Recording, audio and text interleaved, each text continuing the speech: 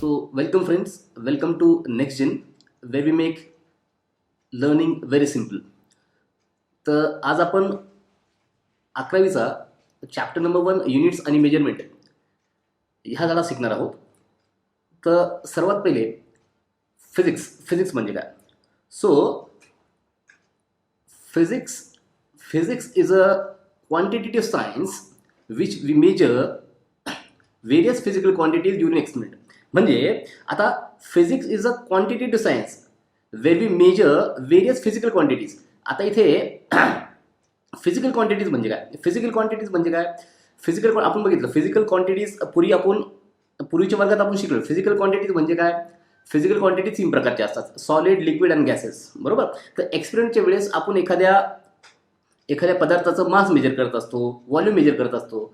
तर अशा पदार्थाला मेजर करण्यासाठी जे क्वांटिटेटिव्ह सायन्स आहे त्याला आपण काय म्हणतो, फिजिक्स असं म्हणतो. ठीक आहे. So now what is unit. The standard measure of any quantity is called the unit of that quantity. आता स्टँडर्ड मेजर म्हणजे काय. तर आपण जर बघितलं, फॉर एक्झाम्पल समजा आपण मास मेजर करतो, बरोबर. आता मास मेजर करण्यासाठी आपण मास कशामध्ये मेजर करतो, केजी मध्ये मेजर करतो.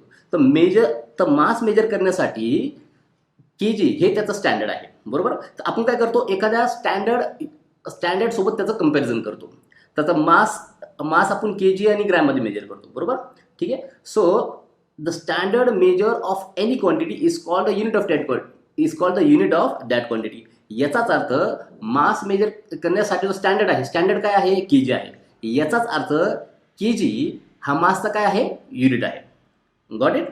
ओके. सो तसंच आपण समजा आपण डिस्टन्स मेजर करतो. डिस्टन्स कशामध्ये मेजर करतो, मीटरमध्ये. याचा अर्थ हा जो मीटर जो आहे हा काय आहे, युनिट आहे. कशाचा, डिस्टन्स मेजर करण्याचा युनिट आहे. Okay, got it. सो पुढे आपण बघूया. यानंतर आपण शिकणार आहोत सिस्टम ऑफ युनिट्स. तर सिस्टम ऑफ युनिट्समध्ये 4 प्रकारचे सिस्टम आहे. एक आहे CGS सिस्टम, एक आहे MKS सिस्टम, तिसरा आहे FPS सिस्टम आणि चौथा आहे SI सिस्टम.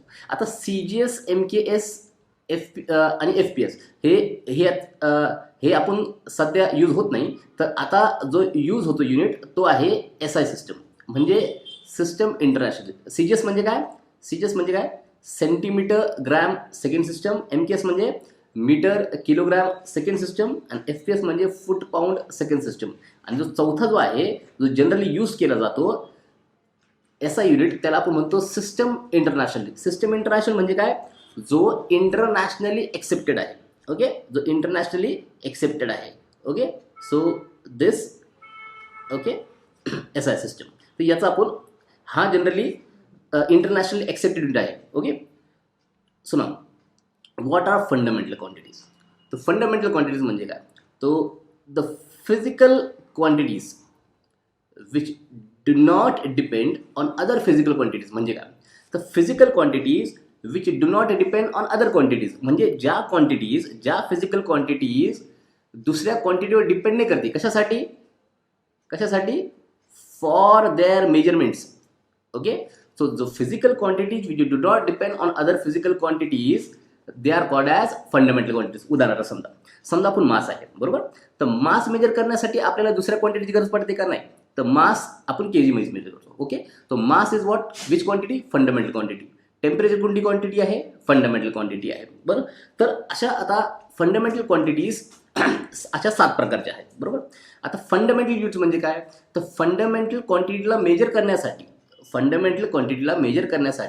जे युनिट्स वापरतो आपण, त्या युनिटला आपण काय म्हणतो, फंडामेंटल युनिट्स असं म्हणतो. Got it. ठीक आहे. आपण बघितलं फंडामेंटल क्वांटिटीज म्हणजे काय. फंडामेंटल क्वांटिटीज म्हणजे ज्या क्वांटिटीला मेजर करण्यासाठी आपल्याला दुसऱ्या क्वांटिटीची गरज पडत नाही, त्याला आपण काय म्हणतो, फंडामेंटल क्वांटिटी. आणि अशा फंडामेंटल क्वांटिटीजला मेजर करण्यासाठी जे युनिट आपण वापरतो त्याला आपण काय म्हणतो, फंडामेंटल युनिट्स असं म्हणतो. Okay, got it. सो ना आता fundamental quantities with their SI units and symbols. आता आपण बघितले फंडामेंटल क्वांटिटीज काय. ओके. सो फंडामेंटल आता इथे 7 प्रकारचे फंडामेंटल क्वांटिटीज आहे. ओके, 7 प्रकारच्या. पहिला आहे लेंथ, दुसरा आहे मास, तिसरा आहे टेम्परेचर, चौथा आहे टाइम, 5वा आहे इलेक्ट्रिक करंट, त्याच्यानंतर ल्युमिनस डेन्सिटी आणि अमाऊंट ऑफ सबस्टन्स. किती आहे, 7 फंडामेंटल क्वांटिटीज आहे. Okay, 7 fundamental quantities. आता याला फंडामेंटल क्वांटिटीज का म्हणतो आपण, रिपीट करू आपण. Okay, why they are called as fundamental quantities, कारण की ह्या 7 क्वांटिटीजला मेजर करण्यासाठी दुसऱ्या क्वांटिटीची आपल्याला गरज लागत नाही. Got it. ओके, सो नाव आता याचे एसआय युनिट्स काय आहे. एसआय युनिट तर लेंथचा काय आहे मीटर, मासचा किलोग्राम, टेम्परेचरचा केल्विन, टाइमचा सेकंड, करंटचा एम्पियर, ल्युमिनरी डेन्सिटी कॅन्डिला आणि amount of substance it is, त्याचं एसआय युनिट काय आहे मोल आहे. ओके, याचा सिम्बॉल काय आहे, लेंथचा मीटर, मास केजी, त्याच्यानंतर केल्विन के, टाइमला आपण सिम्बॉल आहे सेकंड, एम्पियरला A capital A, candela C D आणि amount of substance it's symbol is MOL. Got it? So these are the 7 fundamental quantities. Why they are called as fundamental quantities? Because they do not depend on other quantities for their measurements. Clear here? Okay, fine. Now next. Now what are derived units? Okay, what are derived units? Okay, derived units काय आहे. Okay, so आपण बघितलं fundamental quantities they do not depend on other quantities for that measurements. तो derived unit, derived म्हणजे काय, आपण एखादी गोष्ट दुसऱ्यापासून डिराइव्ह करतो. जसं आपण इक्वेशन आहे, ओके, इक्वेशन आपण डिराइव्ह करतो की नाही, तर एका बेसिक इक्वेशन पासून आपण एक दुसरं इक्वेशन डिराइव्ह करतो. जसं न्यूटन्स लॉ आहे, बरोबर. आपण फर्स्ट इक्वेशन पासून थर्ड इक्वेशन डिराइव्ह करत असतो. Okay, so now see what are derived units. So derived units are काय आहे, the physical quantities which depend on other physical quantities for their measurements. म्हणजे ज्या क्वांटिटीज दुसऱ्या क्वांटिटीजवरती डिपेंड करतात, कशासाठी, त्यांच्या मेजरमेंट करण्यासाठी.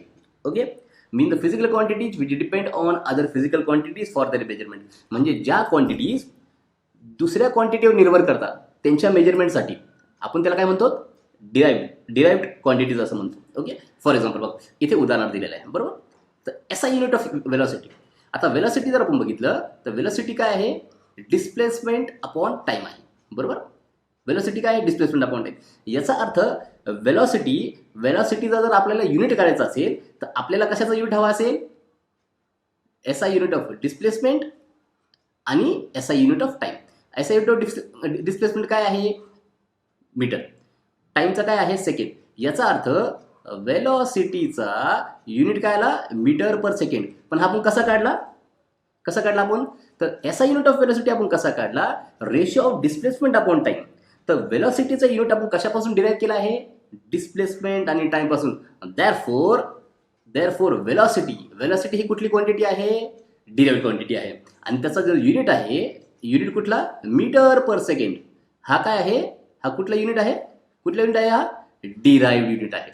Got it. So derived quantities काय आहे, the physical quantities, derived quantities काय आहे, the physical quantities which depend on other quantities for दर मेजरमेंट, त्याला आपण काय म्हणतो, डिराइव्ड क्वांटिटीज. आणि त्यांचे जे युनिट आहे त्याला आपण काय म्हणतो, डिराइव्ड युनिट असं म्हणतो. क्लिअर आहे. Okay, so next we are going to see, आपण पुढे बघणार आहोत. आपण याच्या अगोदर बघितले की फंडामेंटल क्वांटिटीज 7 प्रकारचे आहे, बरोबर. टाइम आहे, टेम्परेचर आहे, बरोबर. टाइम, टेम्परेचर, ते अमाऊंट ऑफ सबस्टन्स, अशा आपण 7 फंडामेंटल क्वांटिटीज बघितले. ठीक आहे. आता याच्या व्यतिरिक्त अजून जी दुसरी आहे सप्लिमेंटरी युनिट्स, म्हणजे आपण फंडामेंटल युनिट्स बघितले, बरोबर. 7 प्रकारचे युनिट्स आहेत, बेसिक फंडामेंटल युनिट्स. त्याच्या व्यतिरिक्त आपण बघणार आहोत सप्लिमेंटरी युनिट्स. आता सप्लिमेंटरी युनिट्स 2 प्रकारचे आहेत, बरोबर. एक आहे प्लेन अँगल आणि दुसरा काय आहे, सॉलिड अँगल. तर आता प्लेन अँगल म्हणजे काय ते आपण बघणार आहोत. ठीक आहे. So what is plane angle. तर प्लेन अँगल काय आहे, plane angle it is the ratio of length of a circle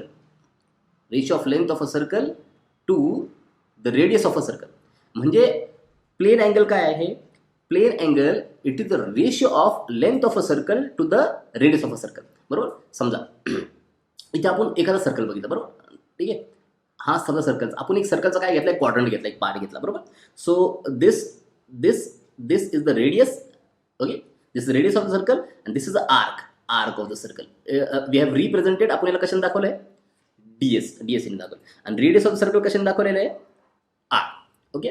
so plane अँगलचं डेफिनेशन काय आहे, प्लेन अँगलचं डेफिनेशन काय आहे, इथे आपण बघितलं it is the ratio of length of an arc to the radius of the circle. आता लेंथ ऑफ एन आर्क आपण कशाने केलेलं आहे, ds, आणि रेडियस ऑफ सर्कल dr. याचाच अर्थ plane angle d theta it is nothing but ds upon r, and this d theta is nothing but it is called plane angle. याला काय म्हणतो आपण, plane angle of a circle म्हणतो. ठीक. Okay. So what is plane angle? Plane angle it is the ratio of length of an arc to the radius of the circle. Clear? हां. आता basically कुठली definition झाली त्याचं unit बघतो. बरोबर. आता युनिट काय याचा, it's unit it is measured in radian. बरोबर. It is measured in radian. बरोबर.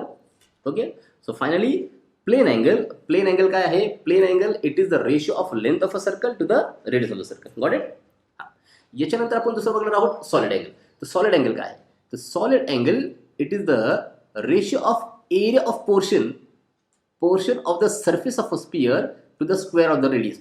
आता जर आपण प्लेन अँगल सॉलिड अँगल जर बघितला तर सॉलिड अँगल हा ॲनालॉग आहे. ॲनालॉग म्हणजे काय आहे, सिमिलर आहे. कशाच्या? प्लेन अँगलचा. फक्त सॉलिड अँगल जो आहे तो प्लेन अँगलचा 3D आहे. म्हणजे उदाहरणार्थ समजा आपण एखादा फुटबॉल घेतला. बरोबर. फुटबॉल घेतला तर फुटबॉलला जर आपण एखादा वरचा पोर्शन घेतला, त्याला जर आपण असं बल्ज केलं वरती, बरोबर, बल्ज केलं, तर बल्ज केल्यानंतर आपल्याला कसं दिसेल, अशा प्रकारे दिसेल फुटबॉलचं वरचा पोर्शन. म्हणजे फुटबॉलचा जर आपण स्पियर घेतला, त्याला असं जर वरती जर केलं तर आपल्याला एक बल्जिंग दिसेल. बरोबर. ही याची बल्जिंग आहे. बरोबर. हा त्याचा काय आहे, प्लेन अँगलचा 3D आहे. बरोबर. तर आता सॉलिड अँगल काय आहे, solid angle it is the ratio of area of the portion of a sphere to the square of the radius. आता सॉलिड अँगल कशाने डिपेंड करतो, आपण कशाने डिपेंड करतो, D omega. Okay. So it is the ratio of given surface of the sphere upon radius of square of the sphere. So now स्पियरचा सरफेसचा formula काय आहे, नवीमध्ये आपण शिकलेलो आहोत. बरोबर. It is 4πr². ओके. तो रेशिओ काय आहे, एरिया कशाने डिपेंड केला आपण, DA, आणि रेडियस r आहे r². तो एरिया काय 4πr², radius r². So r² ते कॅन्सल होतो आणि काय उरलेलं आहे 4π. सो सॉलिड अँगल काय इकडे 4π, and it's unit is SR means काय, it is steradian. Okay. So solid angle आपण कशामध्ये मेजर करतो, स्टेरेडियनमध्ये मेजर करतो. ओके. सॉलिड अँगल पुन्हा एकदा सांगतो, solid angle is nothing but the 3D analogue. म्हणजे प्लेन अँगलचंच काय आहे, 3D आहे. Okay. Got it? So fundamental units. Okay.